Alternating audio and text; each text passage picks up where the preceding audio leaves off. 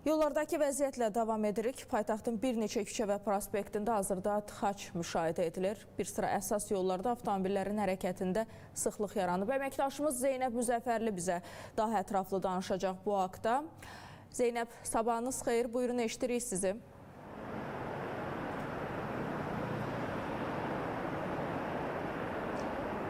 Sabahınız xeyir olsun Vəfa. Mən də sizi və tamaşaçıları salamlayıram.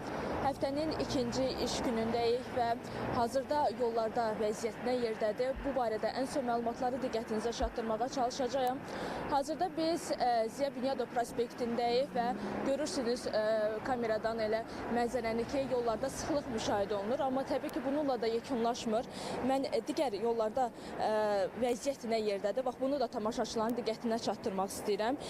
Belə ki, hazırda Bakı-Sumqayıt şosesi 20 yanvar metro stansiyası istiqamətində, eyni zamanda Mikayıl Müşfiq küçəsi, Badamdar dairəsindən 20 nömrəli məktəb lisey istiqamətində, Əbdülvahab Salamzadə küçəsi, Ziya Bünyadov prospekti istiqamətində, bununla paralel olaraq Alın Mustafayev küçəsi, Ziya Bünyadov prospekti istiqamətində, yenə Ziya Bünyadov prospekti, Əhməd Rəcəbli küçəsi ilə kəsişmədən Atatürk prospekti istiqamətinə kəsməyə qədər istiqamətdə tıxac müşahidə olunur. Yollardakı vəziyyət bununla da yekunlaşmır. Heydər Əliyev prospekti əsas yol mərkəzi istiqamətində, eyni zamanda Heydər Əliyev prospekti köməkçi yol mərkəzi istiqamətində.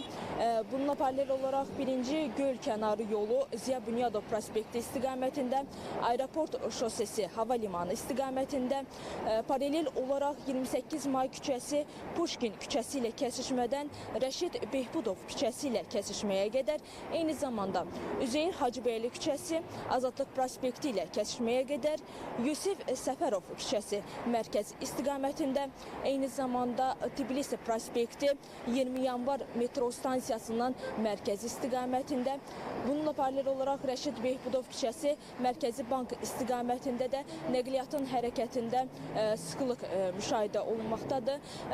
Eyni zamanda Bakıxanov küçəsi Cəlil Məmmədquluzadə küçəsi ilə kəsişmədən statistika dairəsi istiqamətində, həmçinin Niyazi küçəsi Azneft dairəsi istiqamətində, Xətai prospekti Heydər Əliyev prospekti istiqamətində, eyni zamanda Mikayıl Hüseynov prospekti Bayraq meydanının qarşısından Azneft dairəsi istiqamətində və son olaraq Binəqədi şosesi Azadlıq prospekti metro stansiyası istiqamətində də nəqliyyatın hərəkətində sıxlıq müşahidə olunur Vəfa.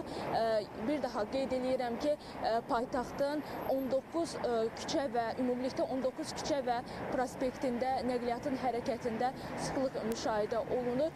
Biz yollardan ən son məlumatları sizlərə ötürməyə çalışdıq. Bizdən bu qədər, söz yenidən sizdədir. Təşəkkür edirik Zeynəb, çox sağ olun ətraflı məlumat üçün. Hazırda yollardakı vəziyyəti canlı olaraq sizə təqdim etdik və davam edirəm.